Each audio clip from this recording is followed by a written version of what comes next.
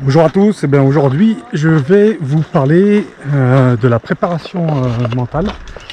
La préparation mentale est un élément essentiel dans l'ultra-endurance. Alors qu'est-ce que c'est d'abord la préparation mentale?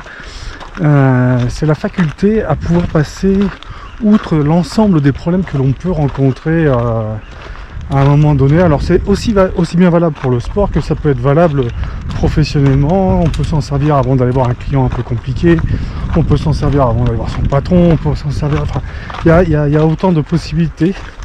Il n'y a pas de règle précise, chacun a une problématique différente ou chacun vit différemment les choses, donc on peut pas dire tiens je prends un livre et on va me raconter telle histoire et ce sera ça. La préparation mentale, c'est quelque chose qui est très peu développé en France, mais qui l'est beaucoup plus dans les pays anglo-saxons. Aujourd'hui, il n'y a pas un joueur de golf, Rory McIlroy ou qui vous voulez, qui ne l'utilise pas. En France, le plus connu qui l'utilise, c'est Teddy Riner. Donc Teddy Riner, si vous regardez, là il y a les Jeux Olympiques. Regardez bien, 3/4 d'heure en moyenne à peu près avant le démarrage de son combat. Ce qu'il va faire, c'est qu'il va faire un bisou à sa fille, à sa femme. Ensuite, il va se mettre dans un coin vers les tatamis avec son casque et une playlist. Je t'aime. À toi.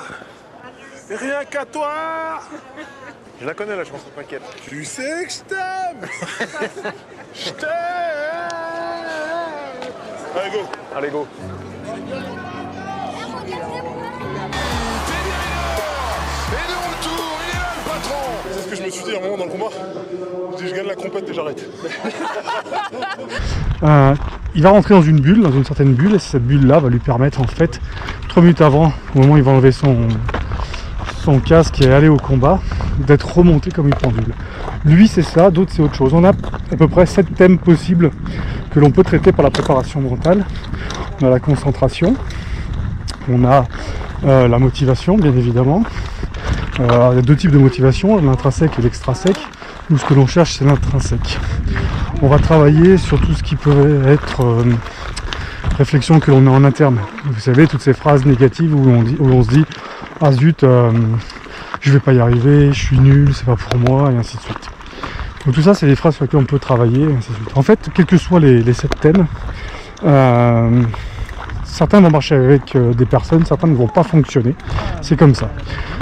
Si je vous prends mon cas spécifique, je me sers énormément de la préparation mentale, alors déjà dans le quotidien, mais plus spécifiquement bien évidemment dans mes ultra trails. Parce que quand vous arrivez au bout de 100-120 km, vous commencez un peu à en avoir marre, vous avez envie de passer à autre chose, et en tout cas il faut changer de registre dans la tête. Vous êtes fatigué, vous savez que vous avez mal, vous avez des ampoules, les ravitaillements ne sont pas forcément comme vous le souhaitez, vous arrivez de moins en moins à vous alimenter, les quadris se bloquent, les disques jambiers deviennent durs. Enfin bon, il y a tout un tas d'éléments qui font que si on s'écoute, on abandonne. La préparation mentale, c'est cette faculté que l'on peut avoir au fond de nous à rebondir sur n'importe quoi de façon à ce que l'on puisse avancer et repartir de plus belle. Donc dans mon cas de figure, moi j'utilise énormément l'auto-hypnose.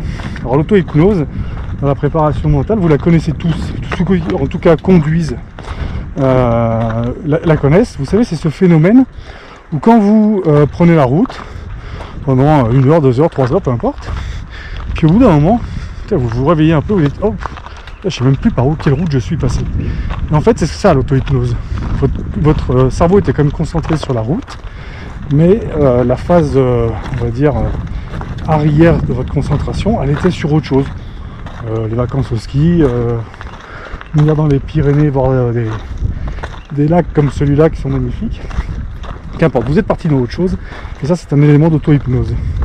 La préparation mentale, ce qu'elle va vous permettre de faire, c'est de déclencher quand est-ce que vous allez faire votre auto-hypnose et à quel moment, à quelle intensité. Voilà.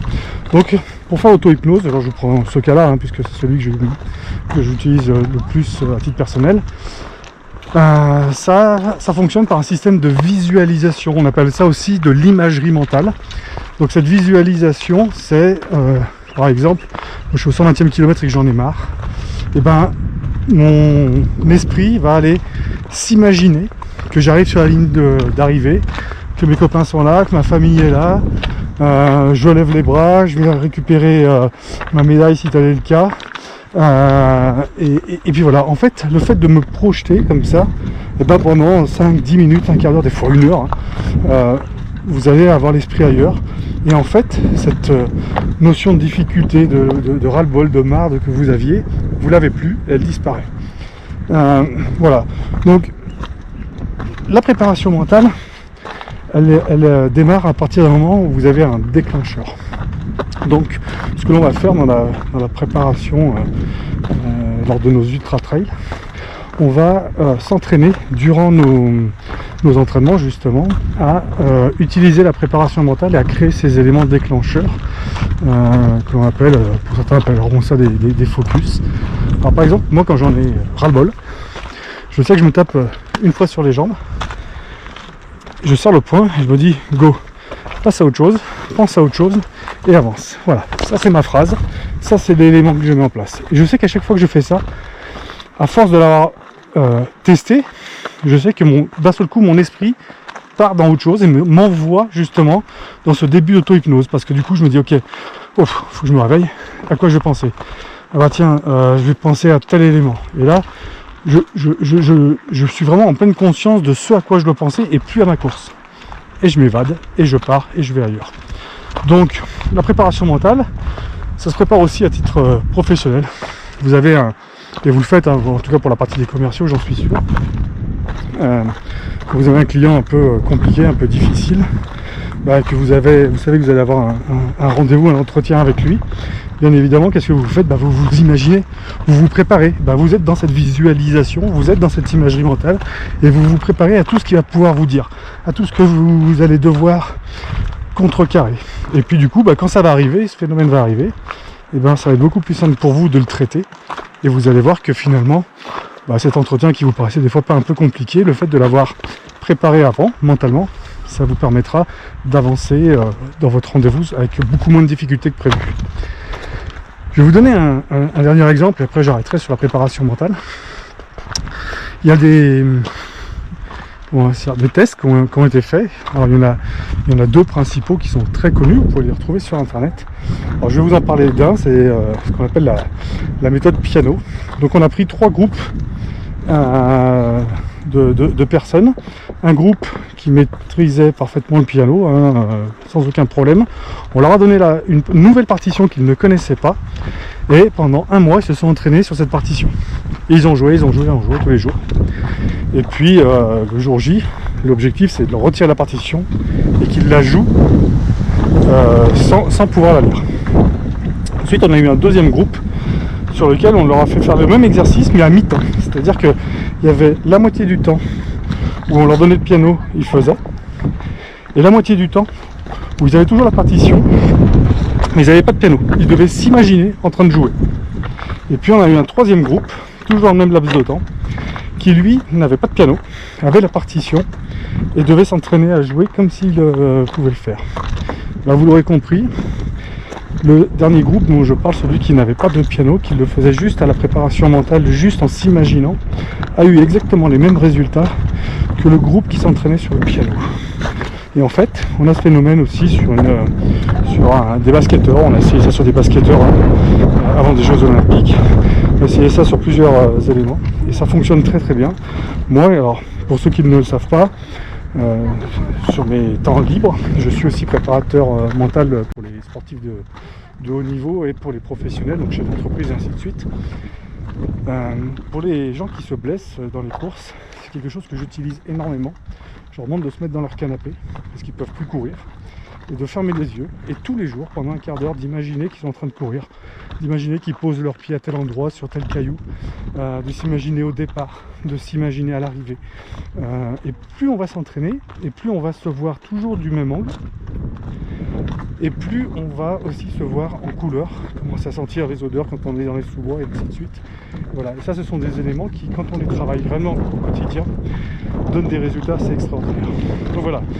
Donc si vous avez des questions sur toute cette partie préparation mentale, qui pourrait vous servir à titre professionnel bien sûr, ben, n'hésitez pas, envoyez-moi des commentaires en bas, j'y répondrai avec plaisir. Envoyez-moi un mail, allez sur www.6-ilien.fr et puis bah, contactez-moi et puis on pourra en reparler. Voilà, en attendant je vous laisse découvrir ce magnifique lac de Gaube qui est donc dans les Pyrénées. Et moi je vais partir tout là-haut en entraînement avec quelques centaines de mètres de dénivelé et je vais redescendre, on ne voit pas, mais on va redescendre dans la vallée qui est là-bas tout au fond, donc qui est à peu près à 1200 mètres en dessous de là où je me situe aujourd'hui. Voilà, à très vite.